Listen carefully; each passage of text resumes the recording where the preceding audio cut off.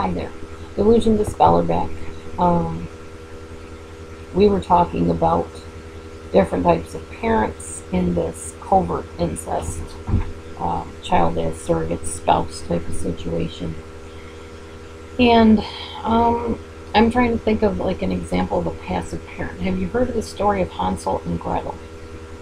In the story of Hansel and Gretel, the mother, stepmother actually, wanted the father to get rid of the children and get them lost in the woods. Well, the father was passive, and he didn't fight her on it, and he went along with it even though he disagreed with it. There's an example of a passive personality.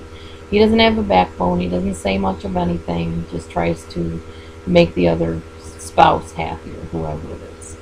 So, anyways, that talks a little bit about the passive parent. And if the passive parent is the one that is being neglected and replaced by the child in the relationship, they will not fight it, they just go along with it. I'll give you an example. I'm not really a passive person, but in my situation, because I was raised in a patriarchal type of belief system, whatever my ex-husband said was what went, and I went along with it. When something was happening in the family and I addressed it regarding one of the children, I was told to basically keep my mouth shut, that I didn't know what I was talking about, that I was exaggerating things, that I didn't trust the child, shame on me, butt out, she's going to resent you if you keep on putting your foot down about this, let her explore things, blah, blah, blah. And I tried to step in and stop things from happening, but every time I tried to step in, I was told I was going to alienate the child from me and that I should be ashamed of myself for not trusting my own child. So I backed off because I became passive out of the fear of being scorned by the family, because at that point that was pretty much how I was being treated. Dinner time would be us sitting around the table and my ex-husband picking on me and the children joining in, and me getting so upset that I would take my plate and go in the other room and go on the computer. And then I was labeled as a computer addict that could not deal with anything and that I neglected my children. People didn't see the other side of that, that my children were attacking me, instigated by my ex-husband. And that's another story altogether. So, anyways, I became passive out of necessity of probably self-preservation. I don't know. I just didn't know what else to do. Okay, when the chosen child or the surrogate spouse becomes an adult themselves, they have problems in their relationships, as we told you before, as I told you earlier. There is a spouse now involved with the chosen child or adult child, and that spouse gets put in a really bad situation. Basically, that child has so many problems they don't know how to deal with that when they become the adult child, they pour all that out on their spouse. And the highs and the lows in the self-esteem of that person can really irritate that spouse. If the surrogate, the child as the surrogate spouse, was in the relationship with an abusive parent, then different problems can happen in their own new marriage or relationship. A scapegoat child, which is often what happens in this case if they're the victim of that abusive parent, they will look to the partner to fulfill their ego needs and to counteract all the years that they were abused and mistreated. And it's something that no other person and human being can do for them. And the only way they can break free of this is by going back and examining the dynamic that they just came out of with that parent that put them in the spouse role.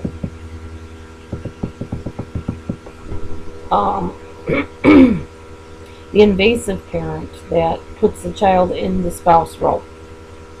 That child, when they grow up, can have a real problem with boundaries.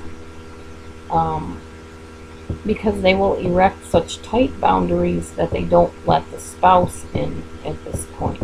They're so used to having their boundaries violated by the parent that they will not let down their guard for the person that they love and that they marry, etc. So that's really hard too. Let me see. Give me just a second to read this one card here.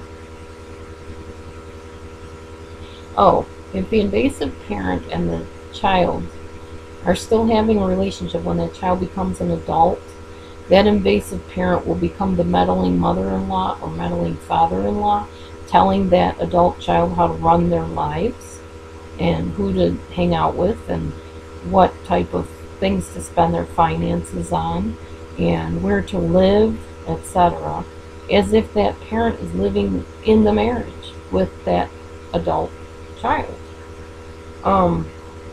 And it violates the couplehood of this new couple. It's just wrong.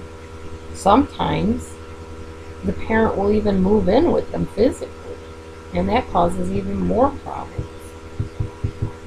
Now, if this is the case, that spouse of that adult child that went through this whole spousal role thing, that spouse, that husband or the wife of the child that grew up, will either give in and let the parent come in and take over, or they will fight against that parent, like they are intruding on their space.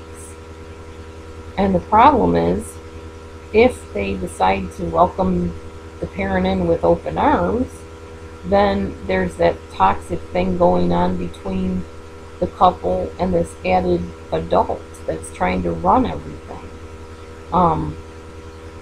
It's almost like the childhood situation being replayed, but in this poor adult child's new household with her husband or his wife. If the spouse of the adult child that was put in the surrogate position as a child decides to go up against that invasive parent, then it becomes a big brouhaha, a big fight, sometimes physical, sometimes not, but not a good thing.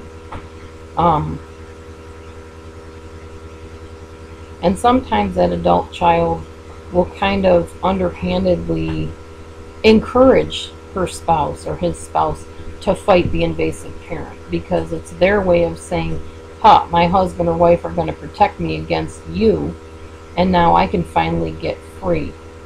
But it's hard because that invasive parent, or whatever kind of parent it is that put that child in that position years ago, will not blame the child for instilling the fight or stirring up the fight, but will blame her husband or her wife for starting the trouble. So see, it's a very distorted, messed up thing. Now, those are all my notes. Hang on a second here. Those are all my notes. And that gives you a little bit of an idea of covert incest or child as surrogate spouse. Very, very interesting information that I, as I said, did not realize there was a name for, and websites about it and things going on regarding it, and it just was very fascinating to learn all about this and to share it with you. So, as always, if you're in an unsafe position, unsafe family, get some help. Get out. If it's not safe to leave, find a safe person to at least talk to about what's going on. And do not keep your family secret, because it is the hidden things that stay hidden that are often the most dangerous. Thank you for watching my video series on children as surrogate spouses. I hope you learned something from it. Maybe you could relate to it. I'd love to hear from you, hear your insights and your comments, and always some suggestions for new videos and things you want to explore. I can't always get to all of them. I get a lot of suggestions. I do what I can, but I'm always very much valuing your input, because if it isn't for you watching my video channel, I'd have nothing to talk about and nobody to talk to about it. So thanks for being the valuable watchers and viewers that you are. God bless you and have a great day.